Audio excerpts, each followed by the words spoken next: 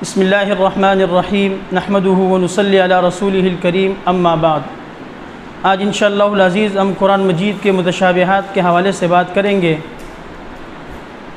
چونکہ رمضان کا مہینہ قریب آ رہا ہے تو جو حفاظ کرام ہوتے ہیں ان کو ایک متشابہ ہے وہ کافی زیادہ ان کو پریشان کرتا ہے، وہ ہے الرجفہ اور الصیحہ کے بعد دار آئے گا یا دیار آئے گا۔ کیونکہ حافظ جب پڑھتا ہے فَأَخَذَتْهُمُ الرَّجْفَةُ فَأَصْبَحُوا فِي دِيَارِهِمْ یا فَأَصْبَحُوا فِي دَارِهِمْ، تو یہ یاد کرنے میں ان کے لیے ایک مسئلہ ہوتا ہے۔ تو آج انشاءاللہ اس کے حوالے سے ہم ایک ایسا فارمولہ بیان کریں گے کہ الرجفہ اور الصیحہ کے بعد دار یا دیارہم پہچاننے کا طریقہ جو بالکل آسان ہو۔ سب سے پہلے الرجفہ کا معنی کیا ہے اور الصیحہ کا معنی کیا ہے؟ الرجفہ کا معنی ہے زلزلہ، یعنی سخت ہولناک زلزلہ۔ اسی طرح الصیحہ کا معنی ہے ایک ہولناک اور تیز آواز۔ دوسری بات یہ ہے کہ الرجفہ پورے قرآن مجید میں کتنی مرتبہ آیا ہے اور الصیحہ کتنی مرتبہ آیا ہے؟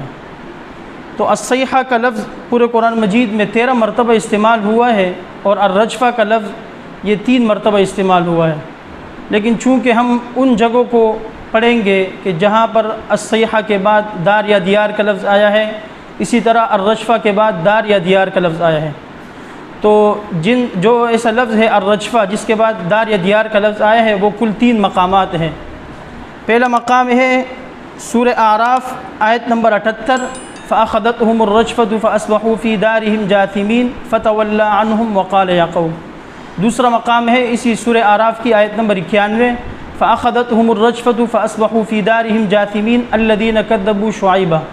اور تیسرا مقام ہے سورہ عنکبوت آیت نمبر 37 فَكَذَّبُوهُ فَأَخَذَتْهُمُ الرَّجْفَةُ فَأَصْبَحُوا فِي دَارِهِمْ جَاثِمِينَ وَإِلَىٰ مَدْيَنَ أَخَاهُمْ شُعَيْبًا۔ یہ الرجفہ کے کل 3 ایسے مقام ہیں کہ جس کے بعد دار یا دیار کا لفظ آیا ہے۔ اسی طرح الصیحہ کا لفظ کل 13 مرتبہ استعمال ہوا ہے، لیکن وہ مقامات جہاں پر صیحہ کے بعد دار یا دیار کا لفظ آیا ہے ایسے مقامات پورے قرآن مجید میں صرف 2 ہی ہیں۔ سورہ ہود آیت نمبر 94 میں ہے وَلَمَّا جَاءَ أَمْرُنَا نَجَّيْنَا شُعَيْبًا وَالَّذِينَ آمَنُوا مَعَهُ بِرَحْمَةٍ مِنَّا وَأَخَذَتِ الَّذِينَ ظَلَمُوا الصَّيْحَةُ فَأَصْبَحُوا فِي دِيَارِهِمْ جَاثِمِينَ۔ اسی طرح دوسرا مقام ہے اسی سورہ ہود کی آیت نمبر 67 میں وَأَخَذَ الَّذِينَ ظَلَمُوا الصَّيْحَةُ فَأَصْبَحُوا فِي دِيَارِهِمْ جَاثِمِينَ۔ اب ہم آتے ہیں اس فارمولے کی طرف کہ رجفہ کے بعد دار کا لفظ ہوگا یا دیار کا لفظ ہوگا، اسی طرح صیحہ کے بعد دار کا لفظ ہوگا یا دیار کا لفظ ہوگا۔ تو اس کے حوالے سے فارمولہ یہ ہے کہ جہاں پر بھی الرجفہ کا لفظ آئے گا تو اس کے بعد دار کا لفظ آگے آئے گا، اور اسی طرح جہاں پر الصیحہ کا لفظ آئے گا تو اس کے بعد دیار کا لفظ آئے گا۔ تو یہ قاعدہ اگر ذہن نشین کر لے حافظ قرآن تو جب بھی وہ تراویح میں سنائے یا عام منزل وہ پڑھتا رہے تو اس کو یہ تشابہ نہیں لگے گا کہ جہاں بھی الرجفہ کا لفظ ہوگا تو اس کے بعد دار کا لفظ آئے گا، تو آسانی سے پڑھ سکے گا۔ اسی طرح جہاں پر الصیحہ آئے گا تو اس کے بعد جو لفظ آئے گا وہ دیار ہوگا، دار کبھی بھی نہیں ہوگا۔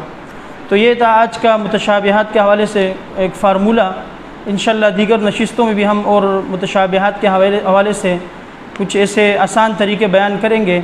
وآخر دعوانا ان الحمد للہ رب العالمین۔